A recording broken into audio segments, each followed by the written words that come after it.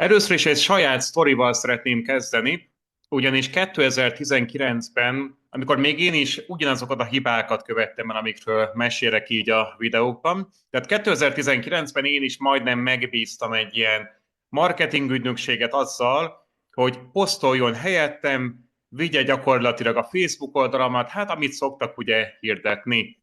Szerencsére ez nem valósult meg, mindjárt el is fogom mondani, hogy miért, de az az igazság, hogy kaptam tőlük egy ajánlatot, és ezt be akartam mutatni, csak sajnos nincs már meg, pedig így ki akartam vetíteni a képernyőre, mert egyébként nagyon tanulságos lett volna. Szóval nagyjából az volt egyébként az ajánlatuk, hogy heti 6 poszt, tehát heti 6 bejegyzést csináltak volna. Most az, hogy videós vagy szöveges poszt, lesz majd egyébként külön videóm arról, hogy mikor, miket és hogyan érdemes posztolni, de a lényeg az, hogy ők 6 posztot ajánlottak nekem, hogy ennyit fognak helyettem megcsinálni. Na hát itt jön a lényeg, hogy hogyan nézett volna ki ez a 6 poszt.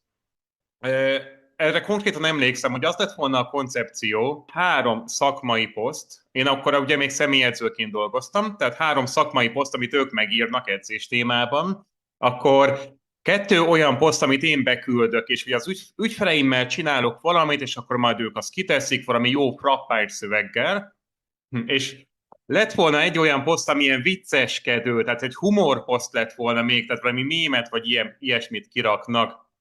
Erre mindjárt ki fogok majd térni. Lényegében majdnem igent mondtam rá, hogy hú, hát ez majd milyen jó lesz, és majd, hogy akkor elkezdek én is profi szinten marketingezni egy ügynökséggel, ez az. Na hát, egy dolog miatt mondtam akkor nemet, ugyanis az lett volna az ajánlatuk, hogy ők ezt csinálják nekem, és havi 50 000 forintot kértek volna el. Tehát egyébként 2019-ről beszélünk, akkor azért még kicsit több volt 50 000, mint most 2025-ben, és itt jön az ellentmondás, és ugyanazt a dolgot fogom elmondani, amivel egyébként a legtöbb coaching vállalkozás küzd, illetve hát ugyanaz volt az én problémám is, amivel akkor a legtöbb coach küzdött, meg manapság is küzdenek, hogy én azért akartam reklámügynökséget keresni, mert reggeltől estig dolgoztam. Rengeteg ügyfelem volt, szombaton, vasárnap is bent voltam a teremben, és rengeteg ügyfelem volt, nem volt időm posztolgatni. Úgy gondoltam, hogy ilyen, hát ez egy kényelmetlen, egy nyűg, igazából, hogy nekem még írnom kell posztokat, meg minden, semmi koncepcióm, semmi stratégiám nem volt, hát mondom, akkor ezt kiszervezem. És így jön a nagy ellentmondás. Hiába voltam tele ügyfelekkel, a havi 50 000 forint az nem fért volna be a költségvetésbe.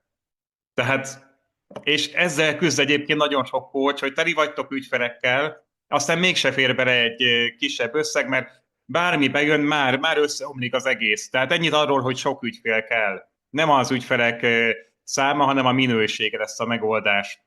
Jó, tehát hál' Istennek ezért nem tudtam választani. Most a posztokkal kapcsolatban majd később lesz egy videó, mert ezt elmondtam, de nem tudok elmenni emeletű vicces posztok, és most ezt lehet, hogy elmondtam, mert inkább többször elismétlem.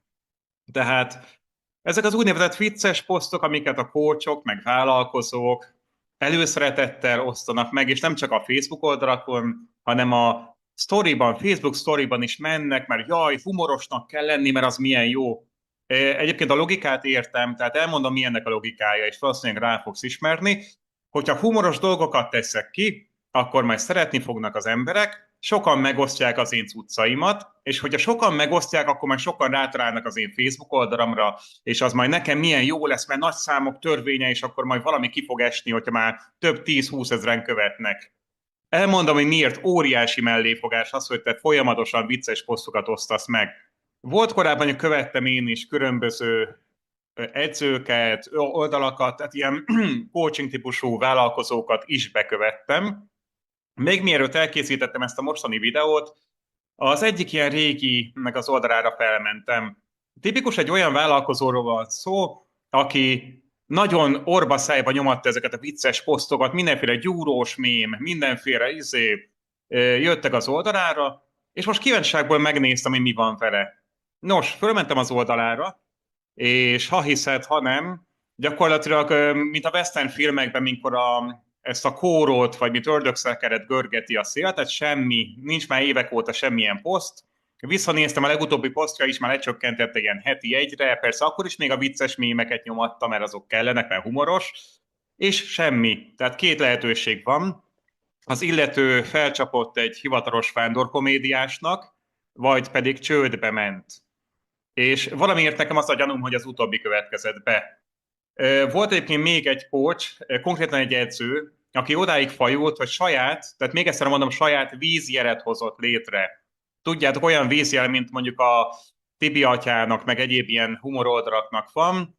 Majd mindjárt kitérek rá egyébként, hogy ezek a humoroldalak valójában miért léteznek. De ez az edző, ez saját vízjelet hozott létre, és azzal árasztotta el a netet a hülyeségeivel, tehát mindenféle mémet, rárakta a vízjelet, és akkor majd ezt kiszórom, és majd jönnek az emberek. Hát ő is csődbe ment, nagyon régóta nem láttam már tőle posztot, úgyhogy valószínűleg ő is azóta már lehúzta a rolót. Jó, akkor egy picit beszélek arról, hogy ezek a vicc oldalak, amik ugye vannak, különböző Facebook oldalak vannak, és mindenféle vicces dolgokat osztanak meg, ezek hogyan működnek, és miért nem jó az, hogy te coachként ezt csinálod.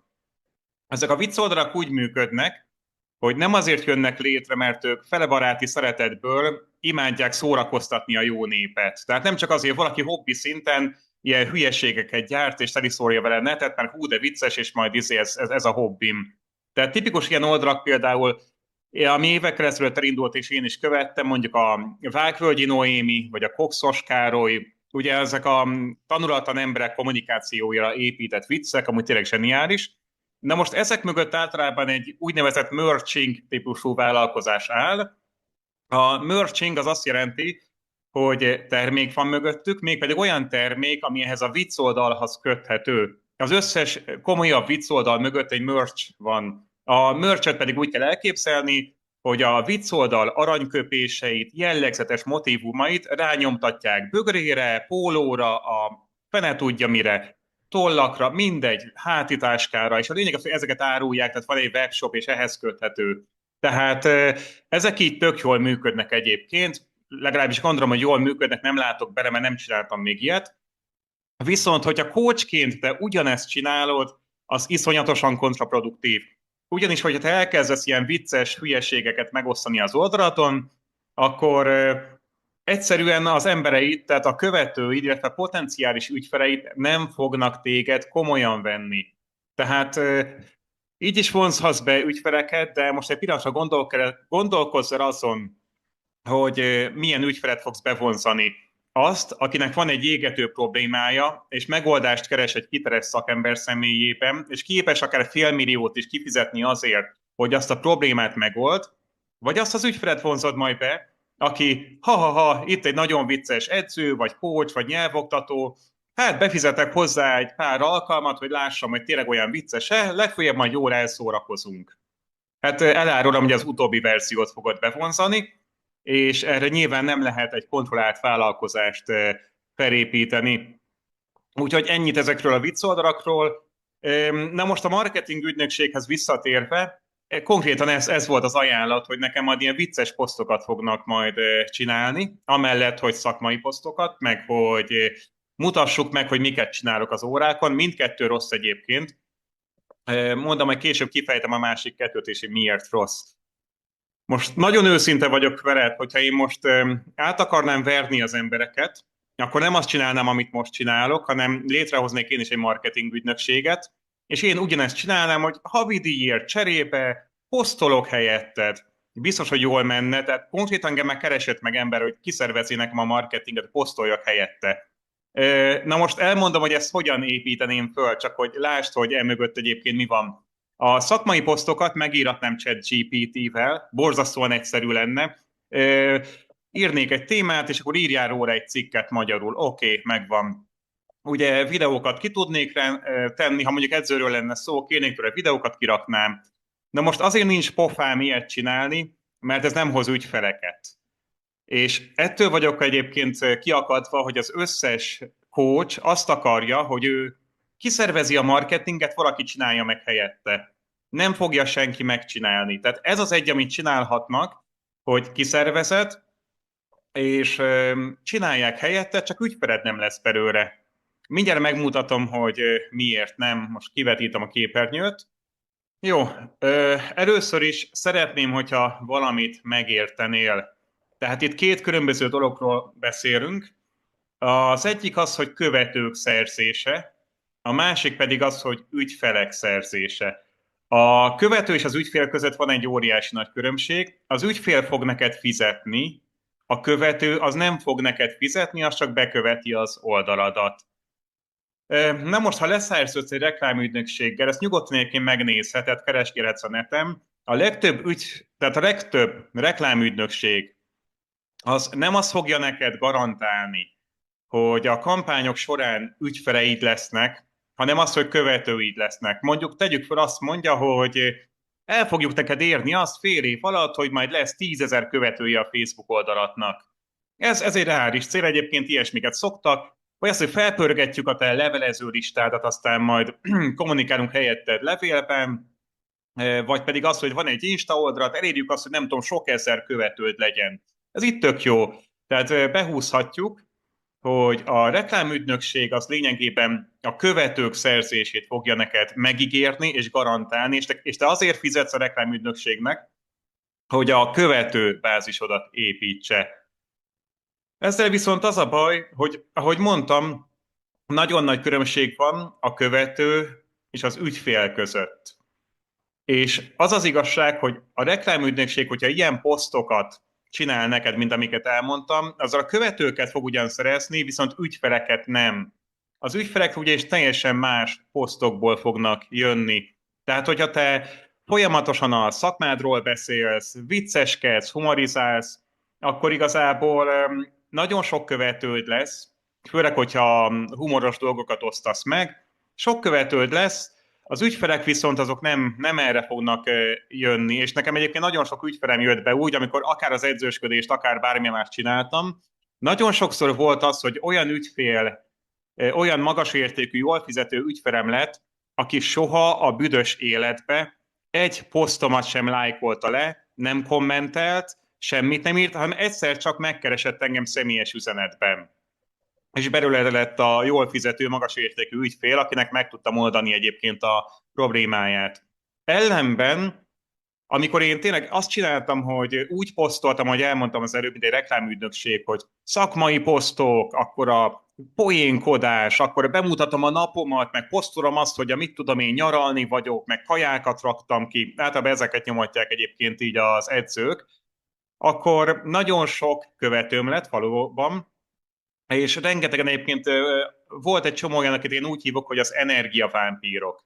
Tehát az energiavámpírok, akik hozzászólnak a posztjaidhoz, és neked muszáj válaszolni. Vagy rád írnak a Facebook oldaladon keresztül, vannak úgynevezett rajongók, én csak úgy hívom őket, rám írnak, soha nem lesz belőlük ügyfél, viszont kommunikálni kell velük, főleg Facebook oldalon, mert egy Facebook oldalon, hogyha nem írsz vissza, akkor az oldaladnak a válaszadási ideje az leromlik. Tehát nem tudom most egyébként van-e ilyen, de korábban volt ilyen, hogy az adott Facebook oldal válaszadási ideje az milyen, és ha besorolt a Facebook, hogy te nem tudom mi volt már pontosan, hogy gyorsan válaszolsz, vagy napokig várakoztatod az ügyfeledet, és hogyha napokig nem válaszoltál az ügyfélnek, akkor rosszabb besorolást kaptál. És nekem is volt rengeteg egy csomó olyan ember keresett meg, akik vagy ilyen rajongók voltak, most csúnya szóval, vagy trollkodni akartak velem, vagy pedig azok az érdeklődők, akik eszük ágában nem volt befizetni hozzám, de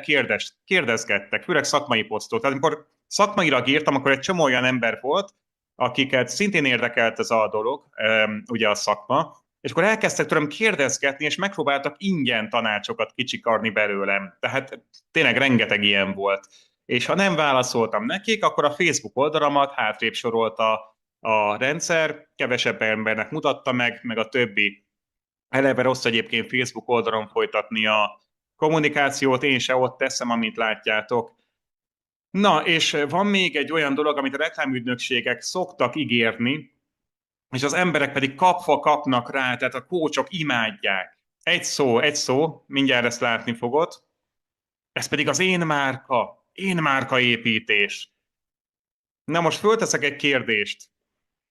Játszunk egy kicsit, mondjuk gondoljuk azt, hogy te vagy Kovács János személyedző, de lehetsz Kovács János nyelvtanár, pszichológus, terapeuta, bármi, de most legyen személyedző, nekem az a testhez álló, talán megbocsátod nekem. Jó, te vagy Kovács János személyedző. Hadd tegyem már föl neked a kérdést, kedves János. Neked miért fontos az, hogy egy borsodi kis faluban ismerjék a nevedet? Tehát neked miért fontos az én márka? Miért fontos az, hogy ha elhangzik a neved valami kis Isten háta mögötti helyen, egy piacon valami faluba vagy kisvárosba, akkor miért fontos, hogy tudják az emberek, hogy Úristen, Kovács János? Hát persze, a személyi edző Kovács János. Tehát ettől neked több ügyfeled lesz? Nem lesz több ügyfeled. Tehát attól, hogy ismernek országos szinten, egy grammal több ügyfeled nem lesz, főleg nem lesz minőségi ügyfeled. És ebbe szoktak egyébként így belebukni az emberek, hogy én márkát akarnak építeni, és a reklámügynökség ezt garantálja, hogy majd én márkát fog neked építeni. Ez egy borzasztóan rossz megközelítés. Az én márka, az elmondom, hogy leginkább a cégeknek működik. Tehát te nem a Coca-Cola vagy például. Mondok egy példát, még ha maradjunk a kólánál. Megjelenik egy új kóla. Elkezdik reklámozni a tévében, neked bemegy a tudatodba, hogy létezik egy ilyen, és már nem csak a Coca-Cola van, meg a Pepsi-Cola, hanem létezik most már nem tudom milyen kóla is. Fú, de jó, jönnek a reklámok, vannak vicces reklámok is, ott működik a humorizálás, megállsz autóval, bemész egy benzinkútra, meglátod, hogy úristen, hát ezt a kólát reklámozzák, hát akkor már kipróbálom, hogy milyen. Na, így működik.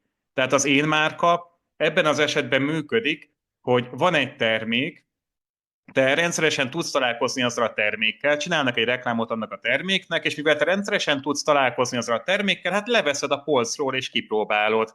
Aztán legfeljebb nem fog ízleni. De ha te coach vagy, akkor te kezdjük ott, hogy nem fogsz tudni mindenkinek segíteni. Tehát, ha mindenkinek segíteni akarsz, az egy óriási hiba. Tehát mivel nem tudsz mindenkinek segíteni, akkor neked mégis miért fontos az, hogy 10 000-ek kövessenek, meg 10 000-ek tudják azt, hogy te létezel egyáltalán. Most az, hogy én foglalkozom valamivel, most akár a személyedzősködés volt korábban, akár mondjuk ez a dating coaching, akár most, amit csinálok, hogy vállalkozóknak, coachoknak segítek, szerintem rohadtul nem ismer senki, de bármelyiket csináltam korábban, alig volt, tehát csak a célcsoportom ismert. Tehát csak a megfelelő emberek tudtak rólam. Egyébként, hogyha bedobták valahol, hogy Szegrédi Ádám személyedző, vagy Szegrédi Ádám dating coach, fogalmunk sincs ki az. Most is, hogy Szegrédi Ádám értékesítő, nem tudjuk. Mégis te itt vagy, nézed ezt a videót, és akikhez szeretnék szólni, azok megtalálnak. De nincsen én márkám. Tehát nem vagyok ott óriás plakáton, hogy Szegrédi Ádám értékesítő, vagy bármi egyéb, viszont akiket akarom, hogy megtaláljanak, azok megtalálnak, te is nem véletlenül nézed ezt a videót. Még egyébként szeretnék pár dolgot mondani ezzel az én márkával kapcsolatban, mert ez is vezethet nyilván valahova, és mindjárt ezt meg is fogom mutatni. Van 3 eset, amikor, hogyha én márkát építesz, abból lehet valami. Az első az, hogyha a terméket akarsz értékesíteni, viszont az ugye nem a coachinggal függ össze. Tehát mi azért coachok vagyunk, ti is, ugye, akik ezt nézitek, coachinggal foglalkoztok. Ha termékeladást szeretnél később a jövőben, és azt a terméket azt szeretnéd, hogy hozzád a te arcodhoz, vagy a te hangodhoz, vagy valahogy teljesen hozzád kössék, akkor igen. Most mondok példát, a Sorbert Norbi. Ő felépített egy énmárkát, nagyon hosszú ideig tartott neki, felhúzott rá egy konkrét céget, most az, hogy milyen, azt hagyjuk, nem akarok ezzel most így vitát indítani, de a lényeg az, hogy ő megcsinálta. Tehát a saját nevével és arcával felépítette azt, hogy őt tényleg ismeri mindenki az egész országban. Volt, erre ráépített egy konkrét terméket, egy termékhálózatot, amit mindenki ismert, most az, hogy szerették, nem szerették, volt piaca. Tehát ő nem véletlenül lett ebből milliómos vagy milliárdos, nem tudom. De a lényeg az, hogy ő az én márkáját az termékeladásra használta elsősorban, mert nem abból lett ő milliómos, hogy edzéseket tartott, főleg nem személyedzéseket. Tehát ő felépített egy márkát, és ebből erre egy terméket épített föl, tehát termékeket, termékcsaládot lényegében. Tehát ilyenkor működik az én márka, viszont ez nem coaching, és nem egy nem egy kontrollált dolog. Tehát ő, hogy ezt felépítette, valószínűleg közbe jött neki ez, hogy hú, hát hogyha mennyien ismernek, akkor kössük már össze valami márkával. Mondhatnék egyébként egyebeket is. Most kicsit kevesebben ismerik, ott van például a Safi Reform konyha. Nem tudom, működik-e még, én ezt ugye korábban hallottam. Nekem úgy képben volt, ő lehet, hogy országosan nem annyira ismert, de ő is felépített egy én márkát. Tehát mindenki tudja, hogy ez a Safi, ez egy nő, aki ilyen különböző lisztekkel, meg nem tudom mikkel foglalkozik, tehát ilyen egészséges ételek. Én is csak ennyit tudok róla, de látjátok, én is tudom, tehát ez oké. Ő is felépített egy én márkát, de nem coachingról van szó. Tehát oké, ez így működik. Akkor a következő az az, hogy a celeb akarsz lenni. Lehetnek egyébként coachokból is celebek, nagyon nem javaslom. Tehát a celebek azok általában azok, akiket meghívnak különböző műsorokba bohóckodni, és ők ebből élnek. Oké, őnekik is én márkájuk van, ne akarj ezek közé tartozni, illetve, hogy a coaching szolgáltatásod van, akkor kerüld ezt, hogy te bohóckodsz. Tehát nem véletlenül beszéltem a vicces posztokról. Annak fognak az emberek tartani, aminek mutatod saját magadat. Tehát ezt nagyon kerüld el, de nekik, mondom példaként, nekik működik az, hogy egy én márkát építenek fel, viszont ez nem feltétlenül egy pozitív dolog, sőt, sokkal inkább negatív szokott lenni. Az utolsó dolog, az pedig az influencerek. Róluk viszont azt kell tudni, hogy ők is ugye a saját nevükkel, meg arcukkal adnak el dolgokat, de ez megint csak nem egy coaching szolgáltatás. Tehát ne hasonlítsd magad az influencerekhez, mert teljesen más. Ráadásul az influencerekről azt kell tudni, hogy ez megint egy nem kontrollálható vállalkozás. Tehát nekik abból van bevételük, hogy elérnek egy magas követőbázist, tehát nagyon sokan bekövetik őket, akár Instagramon, Facebookon, lehet, hogy YouTube-on is, és megkeresik őket cégek, vagy lehet, hogy ők felvesznek egy ügynökséget, és itt jön ki az, hogy igen, reklámügynökség. Valószínűleg van egy ügynökségük, és ez az ügynökség szervez nekik különböző termékbemutatókat, tehát hogy ők influenceri mutassanak termékeket, szolgáltatásokat. Tehát nekik van egy ügynökük, aki ezeket intézi. Ők ugye tartalmakat gyártanak, és ők nem fognak foglalkozni azzal, hogy mindenféle kis pistával tárgyaljanak, hanem erre tartanak egy ügynökséget, meg valószínűleg egyébként az az influencer, aki naponta 2-3-at posztol, az felvesz erre embereket. Igen, nekik ez működik. Neked coachként ez egy zsákutca. Tehát ez az én márka építést, ezt felejtsük már el így 2025-ben, mert nem működik. Neked nem én márkát kell építeni, neked ki kell vágnod egy pici szeletet ebből az egész közönségedből, tehát egy pici szeletet, és ki kell választanod, hogy kiknek a problémáját szeretnéd megoldani. Ezeknek az embereknek kell folyamatosan kommunikálnod, és ők lesznek a te jól fizető ügyfeleid. És nem kell én márkát építened, nem kell eljutni odáig, hogy te ismert legyél egész országos szinten, sőt, nem kell, hogy egyáltalán ismert legyél. Bizony úgy is lehet hatalmas pénzeket csinálni, hogy van 200 vagy 300 követőd. Most a Facebook csoportomban, amikor ez a videó készül, vannak vagy 25-en. Később ez nyilván változni fog, de ebből a 25 emberből is elárulom, hogy vannak már olyanok, akik írtak nekem, akikkel beszélek, olyan is van, aki bejelentkezett például a konzultációmra. És nem arra megyek rá, hogy több ezres csoportom legyen, több ezer bámészkodó, meg energiavámpír, meg egyéb ember legyen ott bent, nem osztok meg semmi vicces tartalmat, nem engedem azt, hogy posztoljanak mások, tehát teljes mértékben 100%-osan nálam van a kontroll, és működik akár 25 emberrel is. Tehát erről ennyit. Még valami bennem maradt egyébként a vicces tartalmakkal kapcsolatban, és ezzel fogom zárni egyébként ezt a mai videót. Ha továbbra is még azt mondod, hogy te nagyon szereted ezt, mégiscsak, amit elmondtam, annak ellenére imádod azt, hogy mindenféle humoros oldalnak a mémjeit megosztod, akkor elmondanám azt, hogy egyébként ez az affiliate marketing, és jobb helyeken ezért fizetnek is. Tehát amikor te megosztod a nem tudom kinek a vicces oldalát, csak azért, hogy jót nevessenek az emberek, meg hogy téged jobban szeressenek, megosztod nem tudom kinek az oldalát, ott lesz rajta valószínűleg a vízjele, te ennek a másik oldalnak csinálsz elérést. Tehát a másik oldalra irányítod az embereket. Lehet, hogy te posztod és jót röhögnek, de pontosan tudják, hogy te kinek a cuccát osztod meg, tehát kinek a mémjét. Valószínűleg tudni fogják. Na most a másik oldalra irányítod az embereket, és ott fogsz nekik forgalmat csinálni. Jobb helyeken ilyenkor egyébként ebből jutalékot szoktak fizetni, csak úgy szólok. Tehát ezek után van-e kedved vicces dolgokat megosztani más oldalakról? Mert én biztos nem csinálnám azt, hogy tök ingyen marketingerek egy teljesen másik oldalnak. Jó, ezt már csak egy zárójelben mondtam a végére. Jön majd akkor egy olyan előadás is, amikor elmondom azt, hogy mikor, hogyan, kinek, és mindent a posztolásról. Tehát igen, a posztolásról milyen hibákat ne kövessetek el, és mi az, amit érdemes csinálni, meg hogyan működik egyáltalán ez az egész posztolás dolog.